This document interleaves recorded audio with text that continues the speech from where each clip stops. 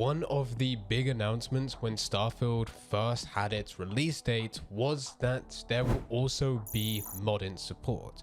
This in itself is massive. It means that not only will you be able to get content from Bethesda themselves as they continuously push out DLC whilst this game is active, but it also means that you'll have support from other players creating content. Slight changes here or there which could drastically change the game. Now I know some may argue that, well, what Bethesda are already doing is quite big. Over 1,000 different planets for you to explore, each of them being procedurally generated and each of them having their very own content within their rule set. This on top of that also being story, many mysteries, collectibles, the characters which will be available, you pretty much deciding your own journey. It's already way beyond scope for most games. Is there really a need for another layer on top of this? And to answer the question, yes, because there's some things that won't be done by developers, and that's what we're going to explore. So firstly, there's going to be some pretty basic stuff.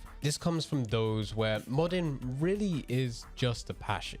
They're not trying to solve any issues, but they're just trying to provide more options. New types of armor, new clothing options, new planets, new ship varieties, new components, new weapon components. All of this stuff is, I guess, considered low-hanging fruit. In the grand scheme of things, it's relatively easy to put together.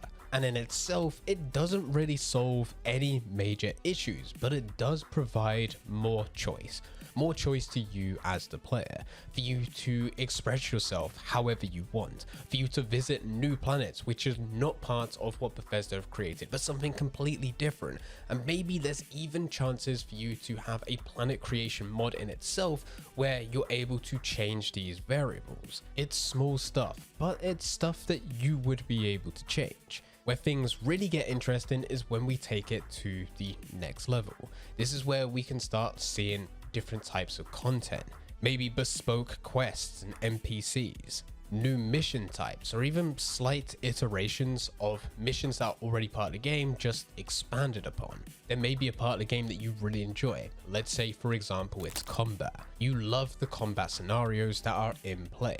But unfortunately, there's not a situation where you can constantly keep on going through until there's this mod available which will allow you to enter a planet and everything is just a complete war zone. The second you land, everything is hostile. Any other NPCs that you see, they're trying to shoot you. Any type of animals that you see, they're trying to attack you. And this is a place that you can go to, explore, and, well, kill to your heart's content. Try out every single weapon that you have, test your combat skills, and keep on pushing through. Now that in itself might not align with what Bethesda want to push, because by doing something like that may be fun to a specific type of player, but it might also go against the lore. Bear in mind that Starfield is set within 2330, which is 20 years after the most recent war in itself. So we're not going to see any massive battles in that respect of what there once was, but there still will be conflict. If you want conflict at a much larger scale, how does Bethesda fit it into the lore system? How do they fit into the narrative? How do they fit it into the structure? What's the reason for dedicating time to create something like this when they could spend time on something much more impactful? That's why Bethesda in themselves can't create absolutely everything, but a mod can very well do this, and it's up to you to download this, install it, and start playing with that type of playstyle. Where things really get interesting, in my opinion, is where there's parts which Bethesda simply have missed. Whether it wasn't in the scope, it wasn't in the budget, maybe they planned to do it, but for whatever reason, they've taken it away, and now you have modders who will fill that void. One of these areas is land vehicles. Bethesda announced that you could explore over 1,000 planets within game. They've also highlighted that a big part of the gameplay loop is on data. You need to go to planets, scan them, scan what's on them, wildlife, different types of plants. You'll find collectibles, mysteries. You need to go all out. It's a full exploration game in itself. With the data that you get, you can then sell those on for credits. Credits is the money system within game, and once you have enough credits, you can then upgrade your weaponry, improve your gear, craft better items, buy better spaceships, which will allow you to explore even more areas, dangerous areas. for you to get even more data, which will give you even more credits, and this loop continues to go. But a key detail that they missed out for the longest time until very recently is that you're going to be doing all of this on foot. Planets themselves will be massive, and as you expect, on a planet there's going to be a lot of things that you'll be able to explore. And yes, as part of this game you can choose your land and destination. So if you want to land at a city, you're welcome to do it. If you want to land in an open wasteland, you're welcome to do it. But if you land and as you're traveling around you see something off in the distance, you need to walk to it, which for many players is a big problem. Now we don't know whether or not Bethesda at some point in the future plan to expand upon this and allow there to be vehicles within games so that you can land your spaceship, and there also being a component to your spaceship where you're holding a land vehicle. But as for release, that won't happen. This is where mods can come in.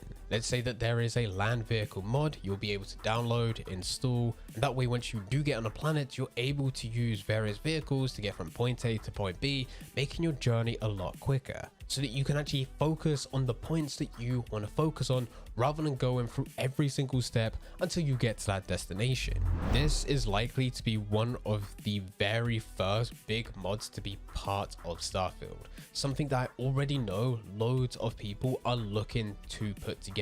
It solves a key problem within the game. And from Bethesda's point of view, opening this up for modding support and allowing other people to do this, where people can then download and use that within game without them having to do it themselves, either saves them a costly budget of having to do this, and also they can then focus elsewhere. Different type of content that most people wouldn't have thought of. Different types of experiences, which aren't just gameplay mechanics, but also more structure, more of a narrative. Overall, it's a win-win-win. Starfield still becomes an absolutely massive game with Bethesda pushing content. Those that do want to create content to improve upon Starfield also can do so, and from the player's point of view, they're able to take content from both sides. The content from Bethesda themselves, which will be pushed as DLCs, and the content which they can download freely from those creating mods. One of the places that I think is going to be the most interesting is going to be New Atlantis. New Atlantis is already the largest city within Starfield and the largest city that Bethesda have already put together. But I also feel like this in itself is going to be a modding playground. Being able to change the look of different types of buildings, add new types of characters and NPCs so that we're wearing different types of clothing, new quest lines that will be available, new expansions as well as overhauls. Pretty much everything that could be done will be done within New Atlantis. It's already going to be such a large foundation for there to be content that it just makes it easier for others to then create content that is already there existing, which in itself is going to be very interesting to see. Let us know in the comment section down below, out of what you currently know about Starfield and what Bethesda have put together, what type of features and mechanics would you like to see modders put together? As already discussed, I think land vehicles is going to be the #1 which gets done on launch, and people start pushing content relevant to that so that you can drive around or even fly around on planets just on a smaller type of vehicle rather than it being the massive spaceship that you have. And also there's plenty of opportunity for people to create their very own planets, which is also going to be interesting. Maybe not needed, but it's definitely going to be interesting. Provide a hell of a lot more content. But on top of this, what do you think needs to happen? Leave all your thoughts in the comment section down below. If you enjoyed this video, then I highly recommend hitting that subscribe button. We are getting very close to the release of Starfield, and we are going to be revealing absolutely everything on the release. If you enjoyed this video, then I highly recommend clicking our next video. YouTube has tracked exactly what you enjoy watching, and they found the perfect video for you here on this channel. So click that and I'll be over there to guide you through absolutely everything.